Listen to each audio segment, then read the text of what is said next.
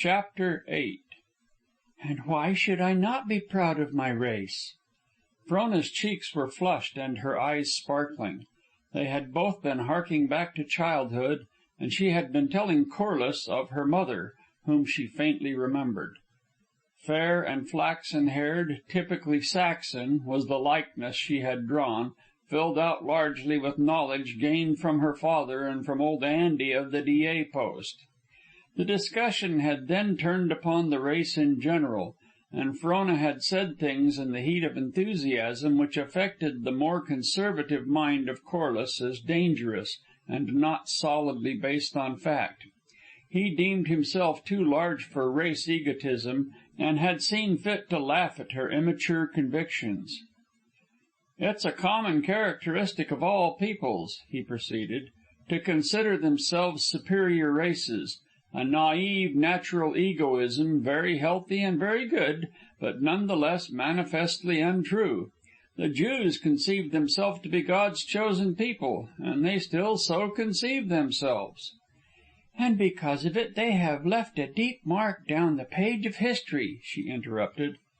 "But time has not proved the stability of their conceptions.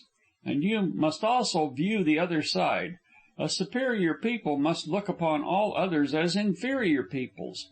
This comes home to you. To be a Roman were greater than to be a king. And when the Romans rubbed against your savage ancestors in the German forests, they elevated their brows and said, 'An inferior people, barbarians.'" "But we are here now. We are, and the Romans are not. The test is time. So far we have stood the test. The signs are favorable that we shall continue to stand it. We are the best fitted." "Egotism." "But wait, put it to the test." As she spoke, her hand flew out impulsively to his. At the touch, his heart pulsed upward. There was a rush of blood and a tightening across the temples. Ridiculous, but delightful, he thought. At this rate, he could argue with her the night through. "The test," she repeated, withdrawing her hand without embarrassment. "We are a race of doers and fighters, of globe encirclers and zone conquerors. We toil and struggle and stand by the toil and struggle, no matter how hopeless it may be. While we are persistent and resistant, we are so made that we fit ourselves to the most diverse conditions. Will the Indian, the Negro, or the Mongol ever conquer the Teuton? Surely not. The Indian has persistence without variability. If he does not modify, he dies. If he does try to modify, he dies anyway. The Negro has adaptability, but he is servile and must be led. As for the Chinese, they are permanent. All that the other races are not, the Anglo-Saxon, or Teuton, if you please, is. All that the other races have not, the Teuton has. What race is to rise and overwhelm us?" "Ah, you forget the Slav," Corliss suggested slyly. "The Slav?" Her face fell. "True, the Slav. The only stripling in this world of young men and graybeards. But he is still in the future, and in the future the decision rests. In the meantime, we prepare. If may be, we shall have such a start that we shall prevent him growing. You know, because he was better skilled in chemistry, knew how to manufacture gunpowder, that the Spaniard destroyed the Aztec. May not we, who are possessing ourselves of the world and its resources, and gathering to ourselves all its knowledge, may not we nip the Slav ere he grows a thatch to his lip?" Vance Corliss shook his head noncommittally and laughed. "Oh, I know I become absurd and grow overwarm," she exclaimed. "But after all, the reason that we are the salt of the earth is because we have the courage to say so." "And I am sure your warmth spreads," he responded. "See, I'm beginning to glow myself. We are not gods, but nature's chosen people. We Angles and Saxons and Normans and Vikings, and the earth is our heritage. Let us arise and go forth." "Now you are laughing at me, and, besides, we have already gone forth. Why have you fared into the north, if not to lay hands on the race legacy?" She turned her head at the sound of approaching footsteps and cried for greeting. "I appeal to you, Captain Alexander. I summon you to bear witness." The captain of police smiled in his sternly mirthful fashion as he shook hands with Frona and Corliss. "Bear witness?" he questioned. "Ah, yes. Bear witness, oh my comrades, what a hard bit gang were we. The servants of the sweephead, but the masters of the sea." He quoted the verse with a savage solemnity exulting through his deep voice. This and the appositeness of it quite carried Frona away, and she had both his hands in hers on the instant. Corliss was aware of an inward wince at the action. It was uncomfortable. He did not like to see her so promiscuous with those warm, strong hands of hers. Did she so favor all men who delighted her by word or deed? He did not mind her fingers closing round his, but somehow it seemed wanton when shared with the next comer. By the time he had thought thus far, Frona had explained the topic under discussion, and Captain Alexander was testifying. "I don't know much about your Slav and other kin, except that they are good workers and strong. But I do know that the white man is the greatest and best breed in the world. Take the Indian, for instance. The white man comes along and beats him at all his games, outworks him, outroughs him, outfishes him, outhunts him. As far back as their myths go, the Alaskan Indians have packed on their backs. But the gold rushers, as soon as they had learned the tricks of the trade, packed greater loads and packed them farther than did the Indians. Why, last May, the Queen's birthday, we had sports on the river. In the 1, 2, 3, 4, and 5 men canoe races, we beat the Indians right and left. Yet they had been born to the paddle, and most of us had never seen a canoe until man grown."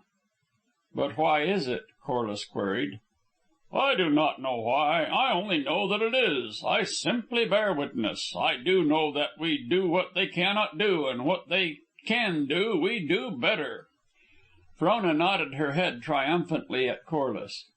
"Come, acknowledge your defeat so that we may go in to dinner. Defeat, for the time being, at least. The concrete facts of paddles and pack straps quite overcome your dogmatics. Ah, I thought so. More time? All the time in the world. But let us go in. We'll see what my father thinks of it. And Mr. Keller. A symposium on Anglo-Saxon supremacy." Frost and enervation are mutually repellent. The Northland gives a keenness and zest to the blood which cannot be obtained in warmer climes. Naturally so, then, the friendship which sprang up between Corliss and Frona was anything but languid. They met often under her father's roof tree and went many places together. Each found a pleasurable attraction in the other, and a satisfaction which the things they were not in accord with could not mar. Frona liked the man because he was a man. In her wildest flights she could never imagine linking herself with any man, no matter how exalted spiritually, who was not a man physically. It was a delight to her and a joy to look upon the strong males of her kind, with bodies comely in the sight of God, and muscles swelling with the promise of deeds and work. Man, to her, was preeminently a fighter. She believed in natural selection and in sexual selection, and was certain that if man had thereby become possessed of faculties and functions, they were for him to use and could but tend to his good, and likewise with instincts. If she felt drawn to any person or thing, it was good for her to be so drawn, good for herself. If she felt impelled to joy in a well-built frame and well-shaped muscle, why should she restrain? Why should she not love the body, and without shame? The history of the race, and of all races, sealed her choice with approval. Down all time the weak and effeminate males have vanished from the world stage. Only the strong could inherit the earth. She had been born of the strong, and she chose to cast her lot with the strong. Yet of all creatures she was the last to be deaf and blind to the things of the spirit. But the things of the spirit she demanded should be likewise strong. No halting, no stuttered utterance, tremulous waiting, minor wailing. The mind and the soul must be as quick and definite and certain as the body. Nor was the spirit made alone for immortal dreaming. Like the flesh, it must strive and toil. It must be work-a-day as well as idle-day. She could understand a weakling singing sweetly and even greatly, and in so far she could love him for his sweetness and greatness. but her love would have fuller measure were he strong of body as well. She believed she was just. She gave the flesh its due and the spirit its due, but she had, over and above her own choice, her own individual ideal. She liked to see the two go hand in hand. Prophecy and dyspepsia did not affect her as a felicitous admixture. A splendid savage and a weak-kneed poet. She could admire the one for his brawn and the other for his song, but she would prefer that they had been made one in the beginning. As to Vance Corliss, first and most necessary of all, there was that physiological affinity between them that made the touch of his hand a pleasure to her. Though souls may rush together, if the body cannot endure body, happiness is reared on sand, and the structure will be ever unstable and tottery. Next, Corliss had the physical potency of the hero without the grossness of the brute. His muscular development was more qualitative than quantitative, and it is the qualitative development which gives rise to beauty of form. A giant need not be proportioned in the mold, nor a thew be symmetrical to be massive.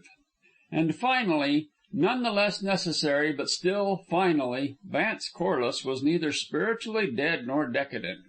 He affected her as fresh and wholesome and strong, as reared above the soil but not scorning the soil. Of course, none of this she reasoned out otherwise than by subconscious processes.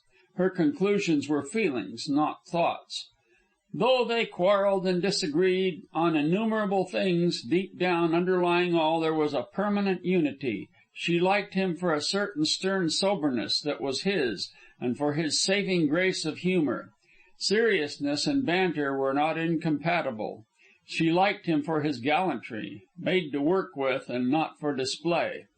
She liked the spirit of his offer at Happy Camp when he proposed giving her an Indian guide and passage money back to the United States. He could do as well as talk. She liked him for his outlook, for his innate liberality which she felt to be there somehow, no matter that often he was narrow of expression. She liked him for his mind. Though somewhat academic, somewhat tainted with latter-day scholasticism, it was still a mind which permitted him to be classed with the intellectuals.